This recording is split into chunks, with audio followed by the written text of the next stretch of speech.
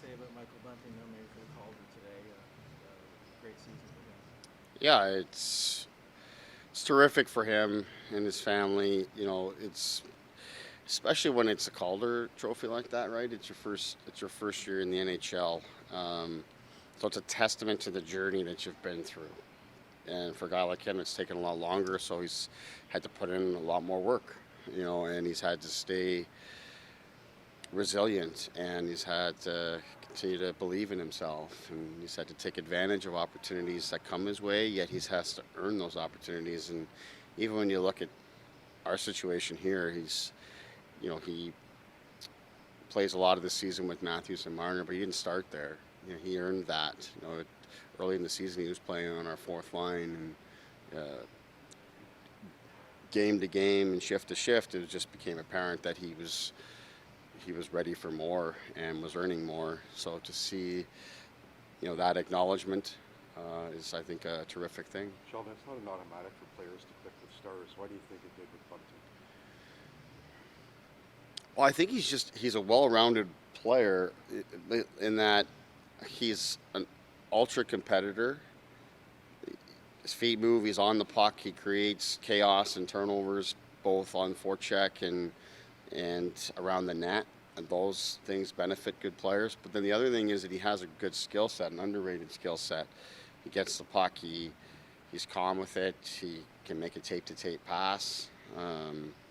He has a knack around that goal to finish chances when the puck comes to him in those spaces. So I think there's that, and then just his personality. He's fit in very well with those guys, and off the ice that was apparent early on, in our training camp that. Especially with he and Auston, that they were really connecting on a personal level. So that was, they're developing a great friendship, and then all of that, I think, just created great chemistry for the group. So you've coached plenty of teams to series wins at other levels. Is killer instinct something that's learned? I think that's fair to say. I think it's more so just, the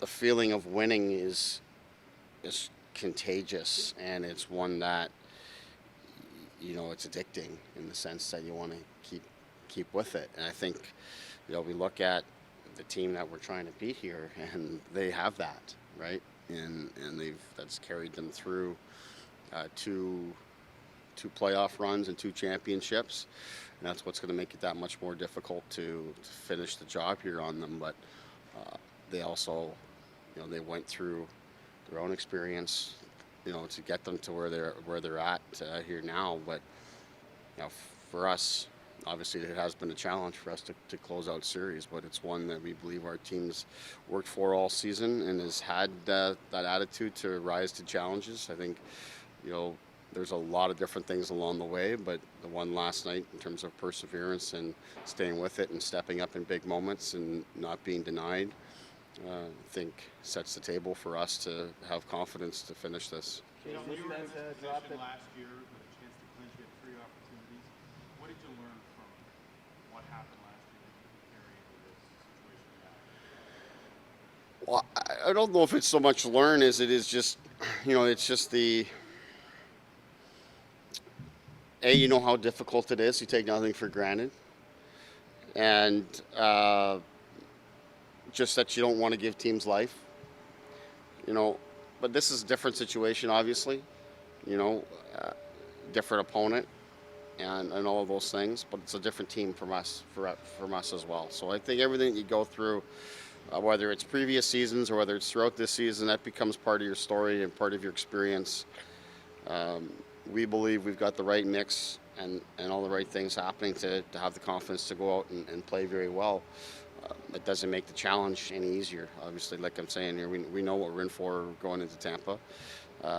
We've played well in that building, in our first game out there and got a good result. We're going to look to try to replicate that in terms of getting a good start and getting a good control of the game and all those kind of things, trying to make them uncomfortable.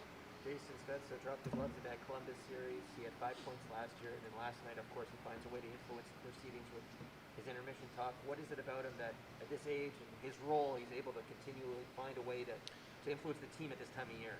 Well, I think it just, again, goes to what I'm talking about. Everything that you go through becomes part of your experience and part of your story and part of what what you call on in difficult moments. And Spez has been around, longer than anyone. I'm not sure between he and Gio. I don't know where that's at, but both those guys have been around a long time. So Spez has a lot of history to him. He's been through a lot. He's seen a lot.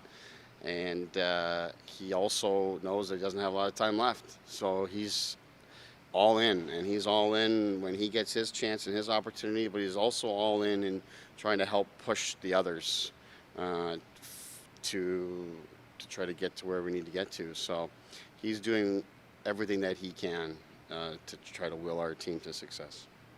Thanks, Coach. Thank you, Sheldon.